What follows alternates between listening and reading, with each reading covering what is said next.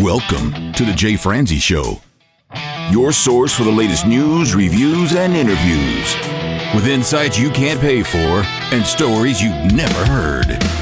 Just so I could piss right next to Tom Petty. Garth turned out to be the most loyal artist of all time. Smoked weed with Willie. That was the most surreal, tension moment. So I knew I already had a strike against me. Now, here's your host, Jay Franzi and Tiffany Mason. And we are coming at you live. I am Jay Franzi, and with me tonight, the Molly to my mic, my beautiful co-host, Miss Tiffany Mason. Good evening, Jay.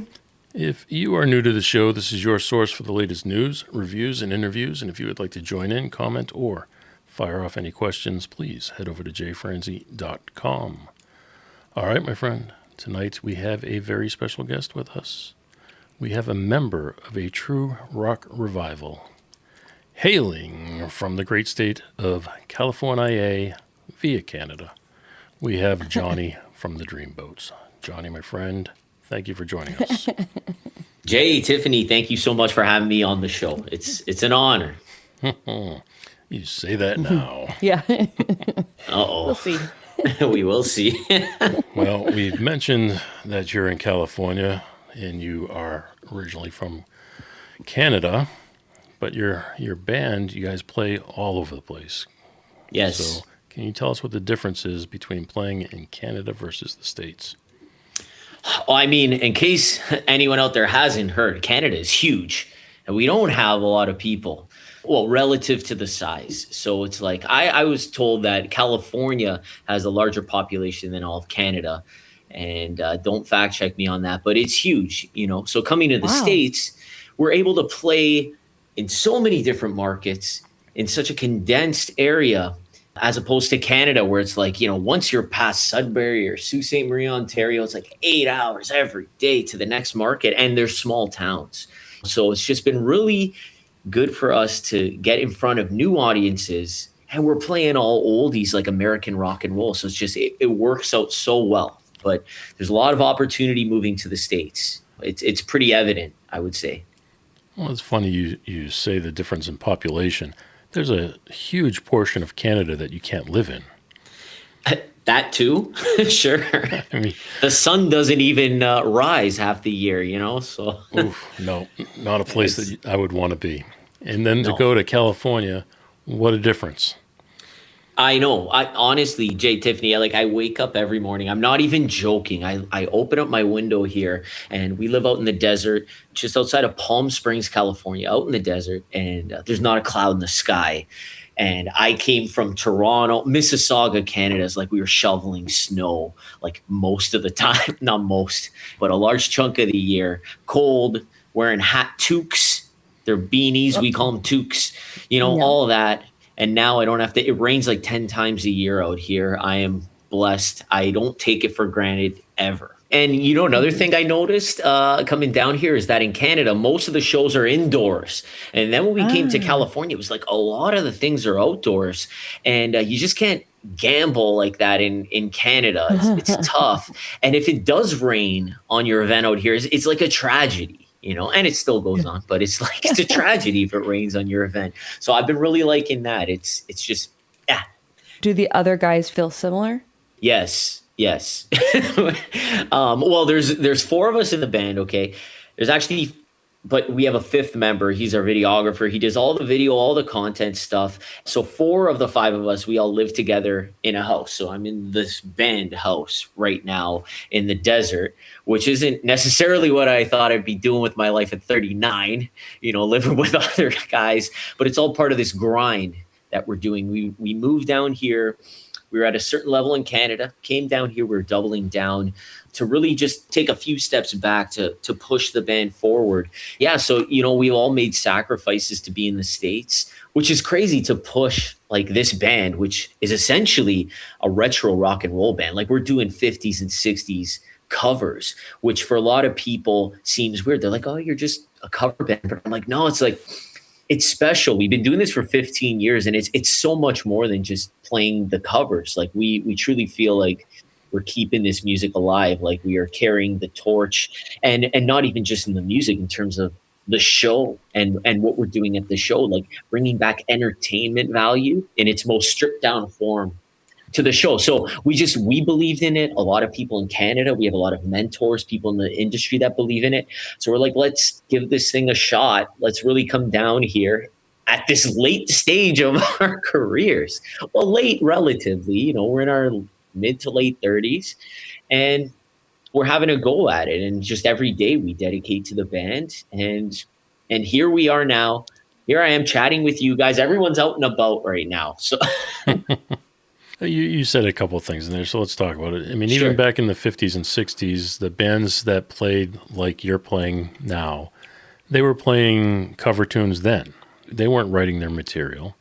yeah. So it's not like this is a stretch. You're playing in pretty much an authentic version of what was happening back then. Yeah. I guess my question would be why? What made you guys want to do it in the first place?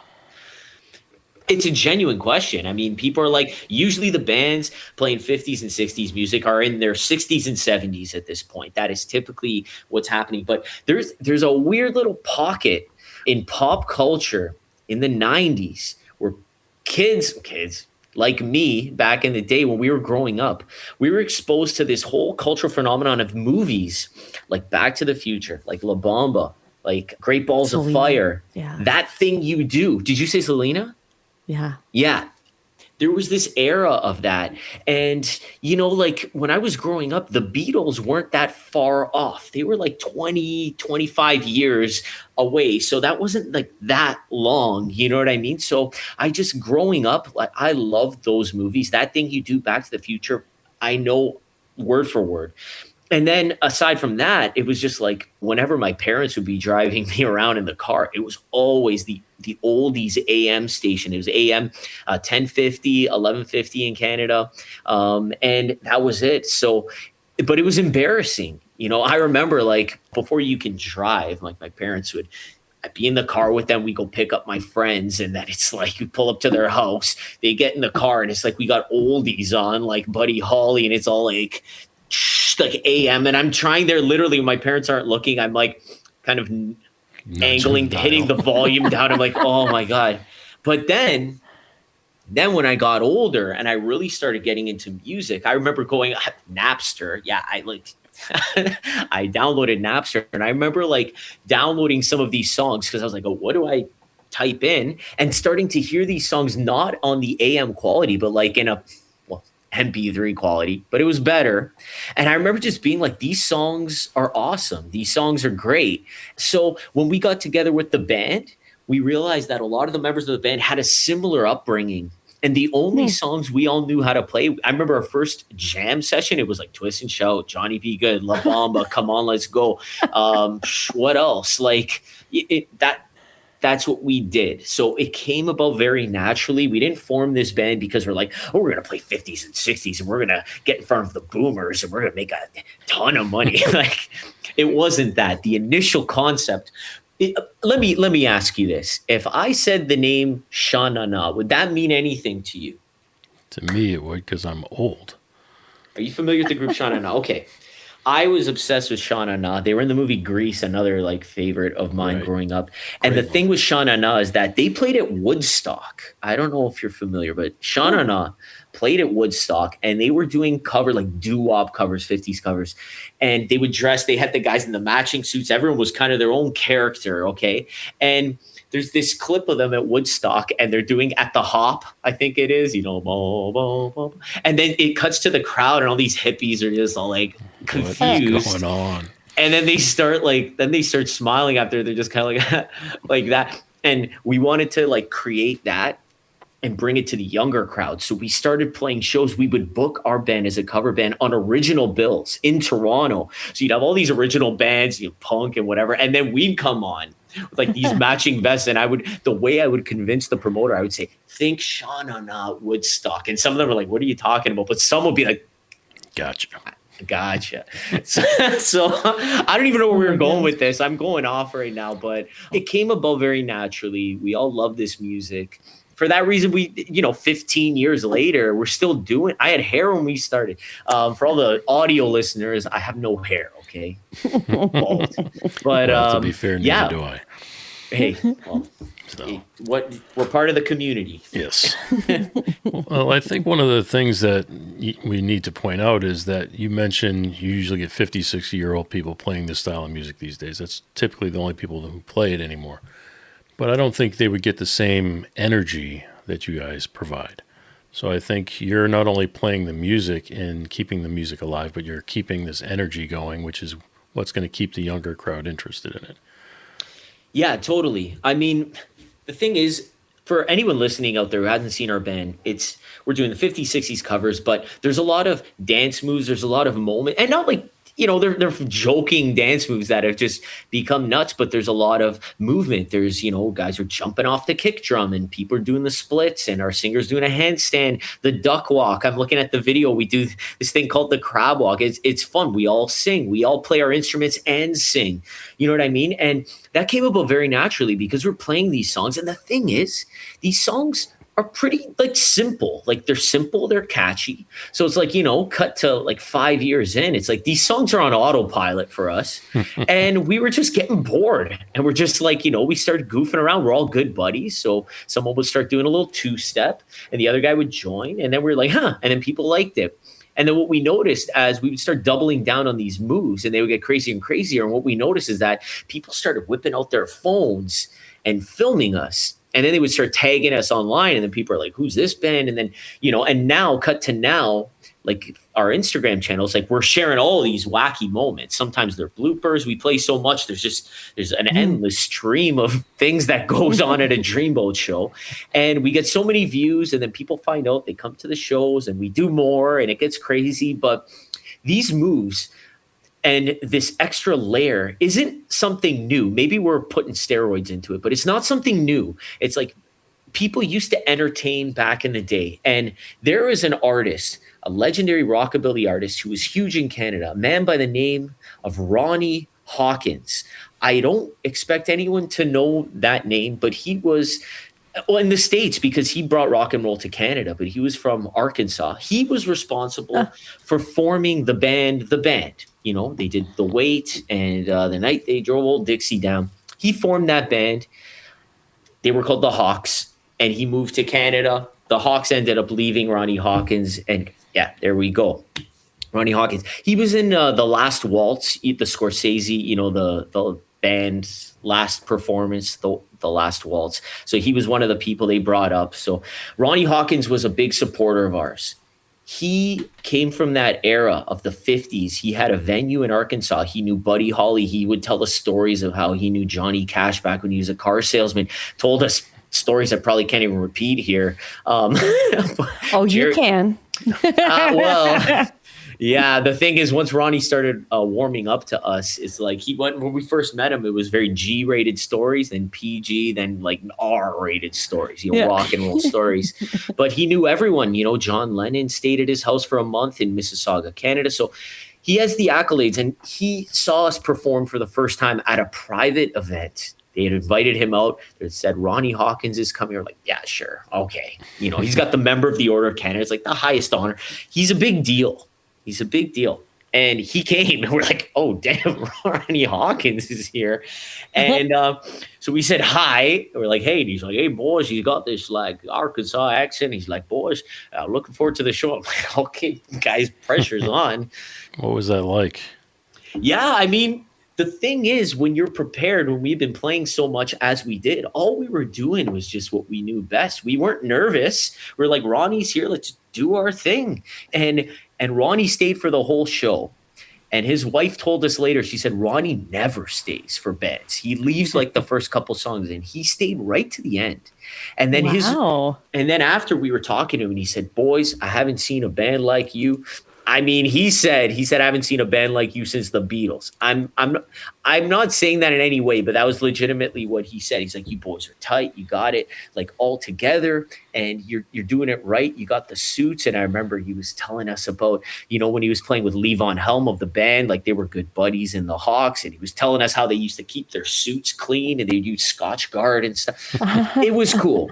Long-winded way of me saying, that Ronnie Hawkins, an original rock and roller, he gave us the nod. He told us what we're doing is right. He said, it's a show. You're in entertainment. It's not about like shoegazing and looking at your instrument. He's like, and that's what you guys have figured out, is that you're playing these songs, but you're also making them entertaining. They're visual. You know, these are meant to be enjoyed. These were dance songs. These were love songs. It's like, you're supposed to like give people more. And I think with a lot of artists out there, that's missing. What do you guys think about how important do you feel performance is to artists? Or maybe you don't, like, and that's valid too. I'm genuinely curious. I prefer performance for sure. I mean, it also depends on what I'm going to see. Sure. But I do prefer having a performance. I like a show.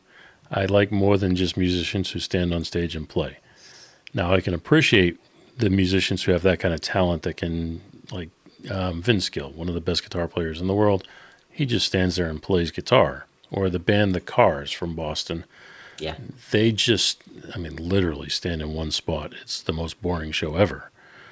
But then there's other bands who might not be technically as talented, but they put on an amazing show. And I would rather go see that show. You know, that to me is more important. Sure.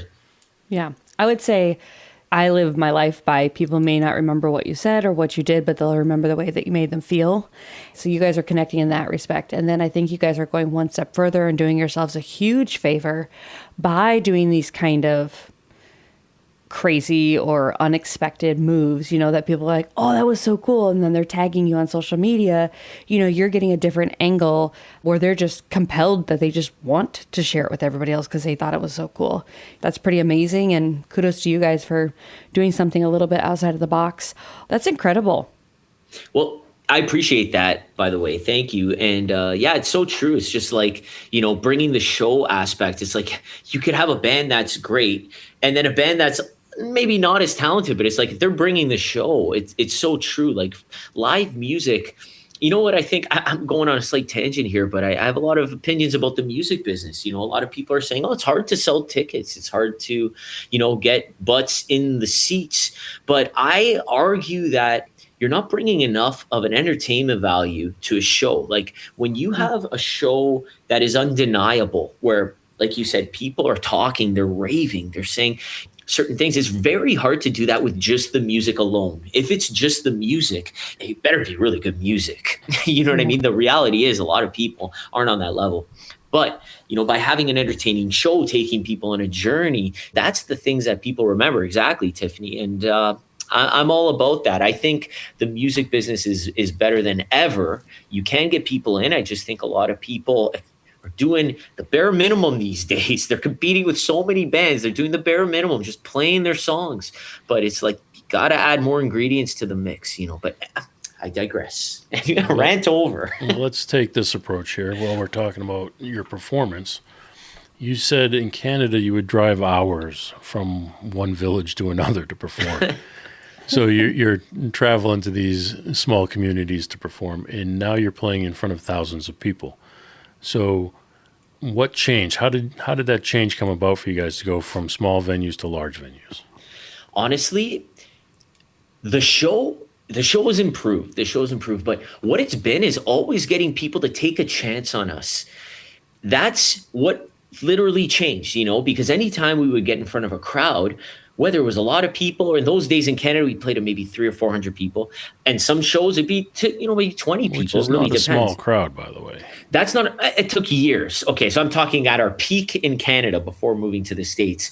Yeah, that's not a small crowd, but you know, realistically, maybe on average 200 people. But anyone who saw us, they would always want to book us again. And they would say, you should be playing here. You should be playing here. And we're like, we play so much. I don't have the time. So it morphed into us really being like, okay, we got to find someone who believes in us, a champion for the band, who's going to really help at least get us an opportunity to be in front of the right eyes. Well, let's talk about that for a second, because let's do it. I don't want to pass by it. What kind of team do you guys have?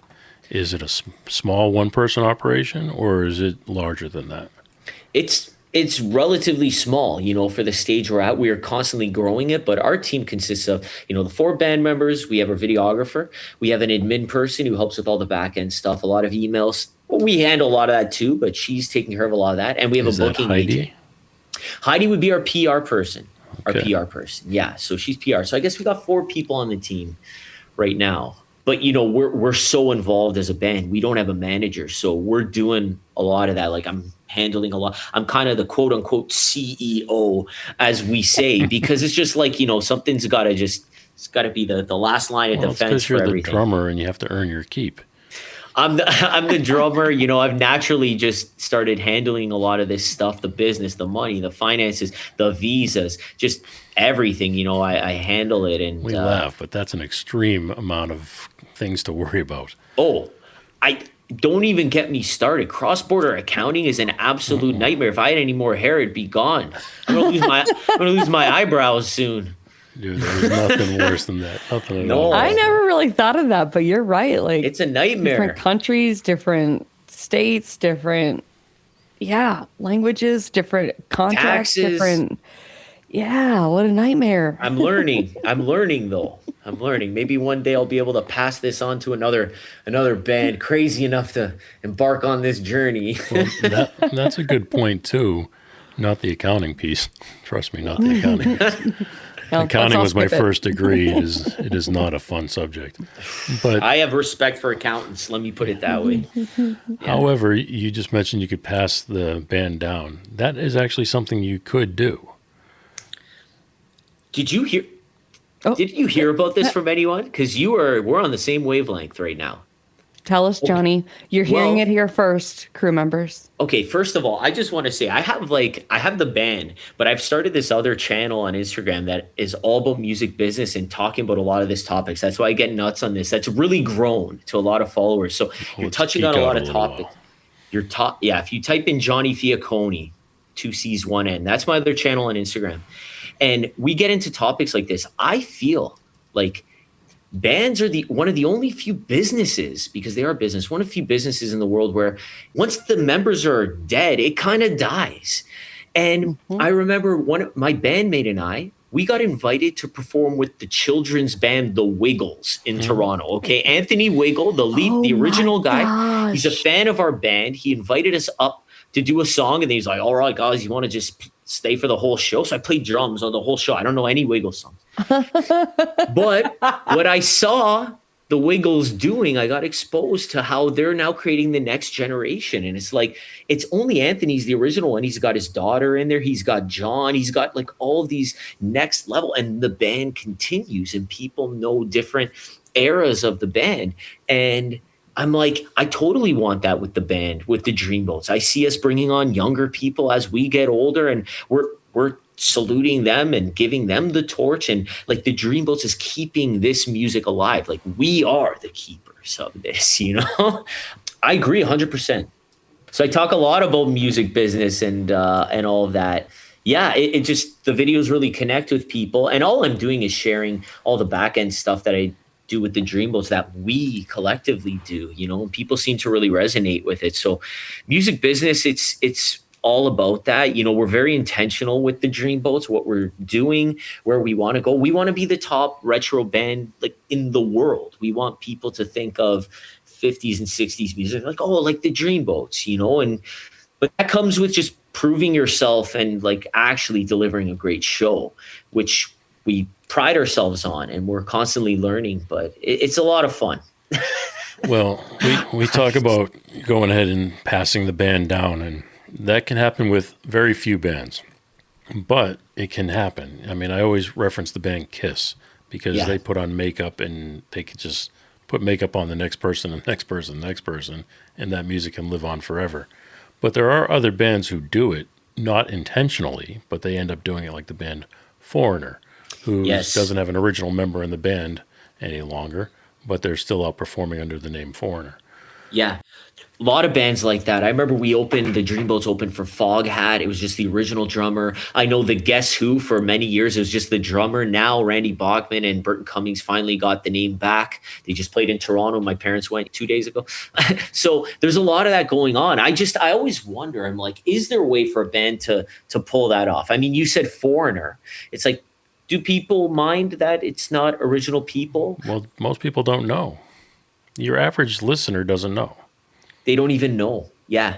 There's that. And then I even wonder if it's like the original members could give people the blessing, because you could have someone who played with the original lineup and it's like, why can't Foreigner like live on for another, like whenever? Just, they're the official holders of the Foreigner songbook, the catalog. Exactly. But they I love that essentially idea. become a tribute band at that point. The official tribute band. Right. Yeah. The official tribute Which band. there's nothing wrong with that. I mean, yeah. Keep it living on it. If there's a demand for the catalog, then absolutely, it's a business like any other. Keep it going. But I do think bands like Kiss, that's no one will know who's under the makeup anyway, is a good one to go on. But yours is very similar, not because there's makeup and you're hidden behind something, but because you guys are essentially playing characters. You're in suits, and you could essentially put somebody else in that suit doing the same thing. Yeah, we could get a bald cap on another drummer and we'd be good to go. Just slap another bald cap on there. No, but it's funny you say that though too about us being characters, because it's like for people listening, like the show isn't a show like Jersey Boys. It's not like scripted or anything. It's like, we're telling maybe the same jokes and stuff because we have our show and we know what works and we're doing the best stuff. But it's like essentially we all are ourselves. It's just like, once again, it's fuel injected. It's like steroid versions of ourselves. It's like I'm the quirky, like I crack jokes, and then it's like I just do that on stage to like the next degree. And then Justin, our bass player, he's kind of the bad boy, and he'll kind of bark at the crowd. He'll be like, I need everyone get up right now, like stop. You know what I mean? So we just amplify what we are, and I think whoever next generation of members might be, God willing, they'll just different take on their own. personalities. That's what I would like anyways. That's what I would Can you like. introduce all the members of the band? Yeah. So we got myself. I'll just start because I'm Johnny. I'm Johnny G Wiz. I'm the drummer and I sing. Then we have the front man, Sir Richie Hummins. Well, I call him Sir. Richie Hummins. We formed the band together. We're the original members. Then we have Justin Zoltek. He's on bass. We're all hometown guys, Mississauga, Canada. Came from the same music scene. And then in California, we have Andy Alvarez on lead guitar. He's from East Los Angeles. If that means anything to you, you know what I'm talking about. And then we can get into that later. And then in Canada, because Andy can't currently come to Canada, we have Adam Brick, who's also a hometown guy, Mississauga. So he does our Canada shows. Is it the ankle bracelet? Interesting. He doesn't have an ankle bracelet. Cross-border stuff is a little tricky right now. We're working on it, but Andy's been great. He's the American in the band, and he's brought a flavor. Like he comes from that East LA Chicano, like Latino rock and roll world where everyone is into lowriders and oldies and slow jams. And he's 10 years younger. He's 27 or 28, I think. And Just an old soul. So you're already passing it down. yeah, exactly. And he grew up with this music too. He came in and he's like, yeah, of course I know that song. Of course I know Earth Angel. I know. Of course, well, definitely La Bamba. Richie Valens, definitely. Definitely. So can you tell us a little bit about, have you guys had like dance instructors come in? I know that you said that everything has kind of organically evolved, fine. But then at some point, are you like, you guys, we got to get a choreographer in here to kind of clean this up a little bit? Or was it just like you watch enough YouTube videos and you figure it out? Okay, well, fun fact is that our singer, Richie Hummins, is he used to break dance back in the day in high school. It wasn't in an official capacity, but it would be like in the hallways. He was breakdancing. He's the kind of guy who's really good at like anything he does. He's very athletic. So, he does the handstand in our show. He's holding that thing. And he's always been a really good dancer, like naturally because of breakdancing. So he will orchestrate a lot of the moves, you know what I mean, that require actual dancing. The rest is just synchronized like insanity. But but recently we started working with a stage coach, a guy by the name of Mika Barnes, who was a singer in a group called the Nylons in the 1980s. And we brought him down to California and he worked with us on our new show that we're going to be introducing in the next year. So we brought him down and he really like microscoped what we're doing, what's working. He got us telling stories to each other and be like, that's a good story. You should be telling that to the crowd. So that's how now we create these shows. It's very raw and natural and real, and we kind of cherry pick the things that would connect with people. Let me put it this way. We want every moment of the show to be something. We don't ever want there to be a lull. Like our generation, everyone has short attention spans. Okay. And you complain all you want, but that's the way it is. And people need to be stimulated at all times so that they don't start yawning on you. Yeah. Can you tell me about your guys' musical background? When you guys formed the band, were you already playing guitar? Is it acquired skills? How do you keep up on those skills?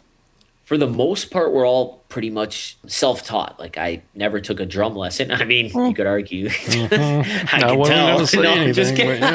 I can tell. And our singer Richie was actually a drummer when I met him, and so he plays rhythm guitar. I know Justin, our bass guitar player, is actually a lead guitar player. He was a front man of a band in our hometown. So I know he took like lessons here and there, but it's like a lot of us, we have really good ears and we're very self-taught. So we didn't go to any like prestigious schools or anything. I don't really know how to read notes or anything, but it's like neither did the bands in the 50s and 60s. It's like the Beatles were it was ear, it was feel, it was gut. It was just a lot of practice and a lot of getting in front of people. They say that one show is the equivalent of 10 rehearsals. And I truly believe that. It's like when you play as much as we've been playing to big crowds, it's just like you get accustomed to it. And, but there's always room for improvement. Let me tell you, I can read music, but I would much rather be able to play by ear. Okay. Jay, what do you play? I started with keyboards and piano. That's what I took through college. And I play bass guitar. Nice. None of which do I do well. So my brain knows what to do. My fingers just don't want to cooperate. I get your wife it. Said. That's what my wife says, yes. Again, you guys need a little like sound effects, zing or we've got them, we've got those kind of sound effects, but the only ones we typically use are the Tiffany. You're fired. Those are the ones we use. That's great. Tiffany, are you musical? Do you forgive me if I don't?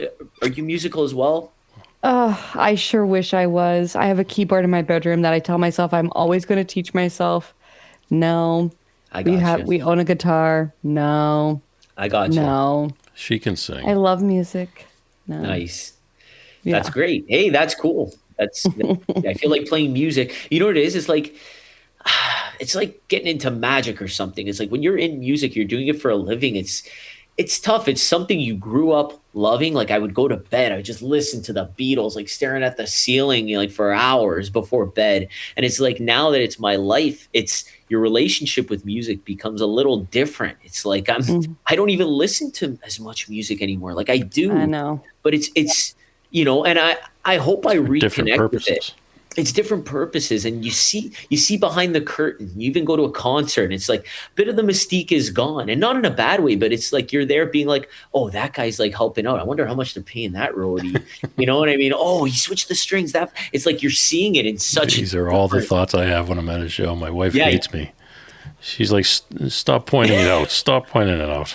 All right. Well, let's continue down that path because I'm interested in your business model and the way you guys do things. And sure. Even picking songs is part of the business plan. You know, you're picking the right songs for the show and you're putting this show together. So we talked about your team being a fairly small size. I know there's a lot of grassroots, but what are we doing to market the band? We're handling the marketing. Aside from we got Heidi, she's doing the PR, so a lot of the outreach for the upcoming shows. We did a TV interview in Denver a couple of days ago for our show there later that night. So we have that's her realm. But where in did terms you come of across Heidi? Heidi came, we were actively looking for a PR person. We were at an event, for an industry event in Palm Springs at the casino. We met another publicist. We said, do you want to work with us? She said, I can't, I don't do that, but I know the person. So she's from California then.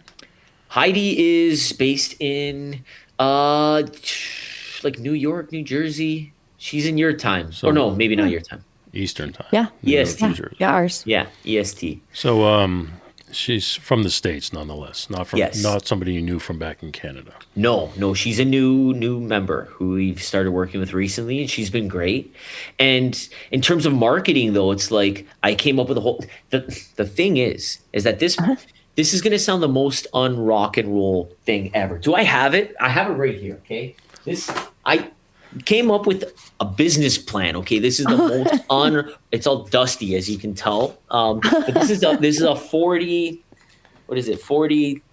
43-page business plan. That was the back cover, but it's just it's all here. And we sat down. We're like, guys, are we doing this? We moved down here. Are we doing this?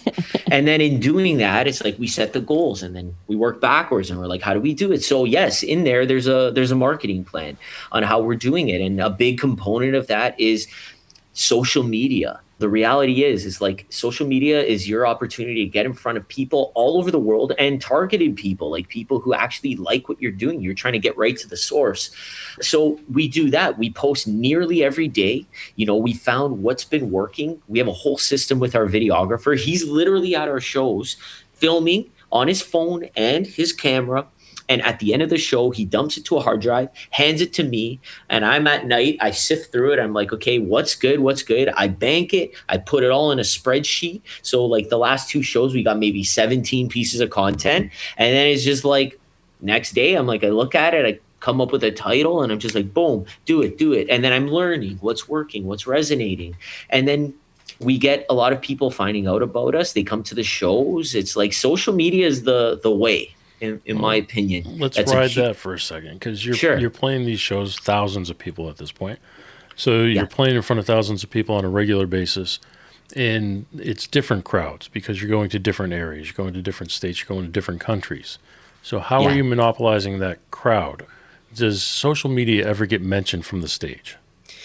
It does, but Jay, I don't want to lie to you. We're not doing a good enough job of capturing the audience. That is currently a weak point in our a chink in our armor, if you will, right now. Like the reality is, and I've literally been chatting with our videographer on this, is that we want, having a QR code of people like being able to scan it right after the show, before the show, really doing the call to action. Because from the stage, we're like, hey, if you like this, you want to know when we're coming back, add us on Facebook, Instagram. We do that whole little spiel, which kind of takes people out of the era for like 30 seconds. But the reality is we should be doing a better job of that. Quick time warp.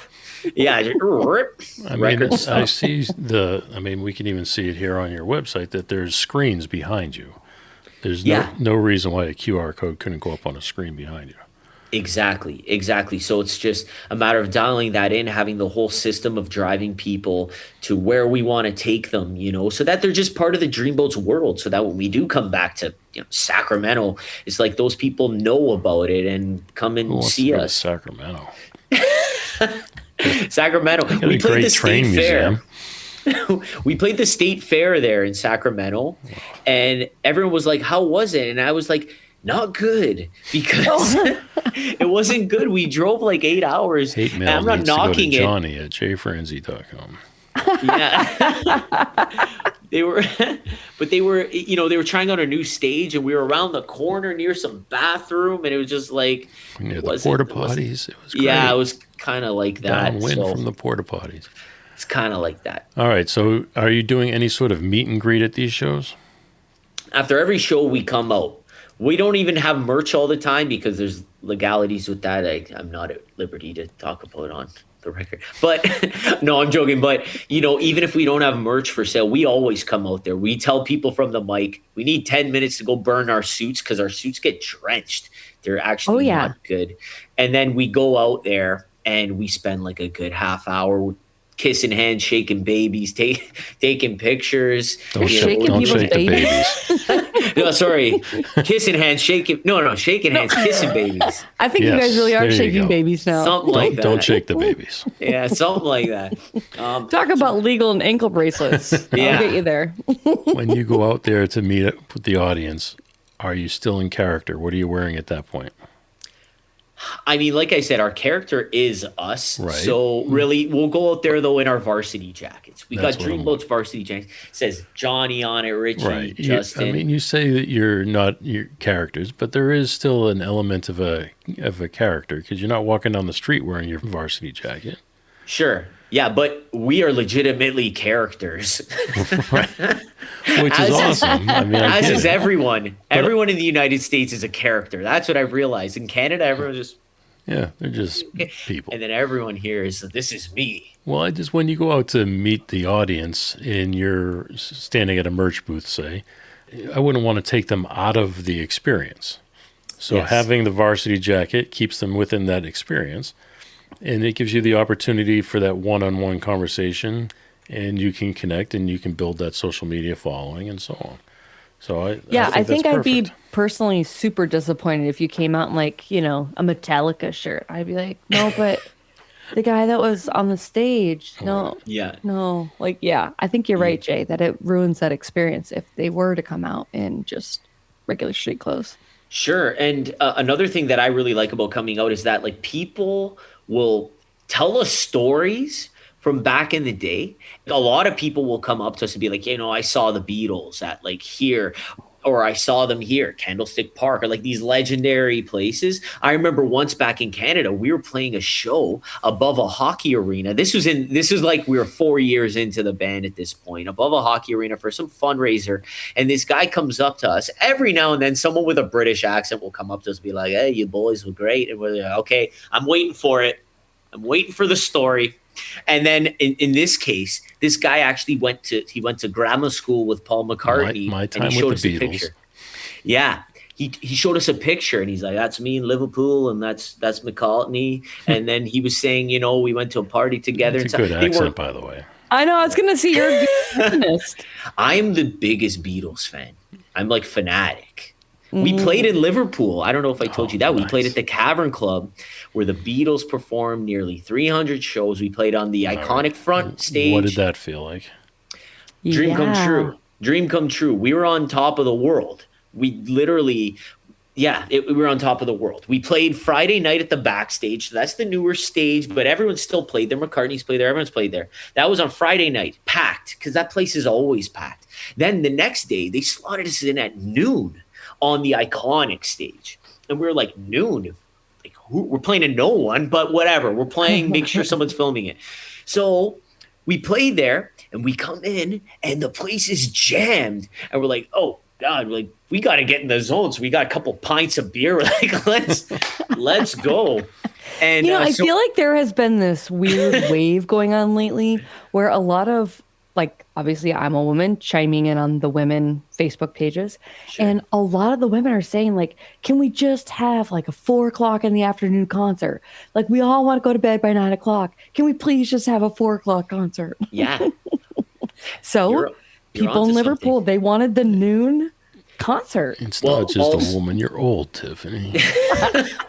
But also it is the I'm a Cavern female, Club. Jay. Welcome to the team.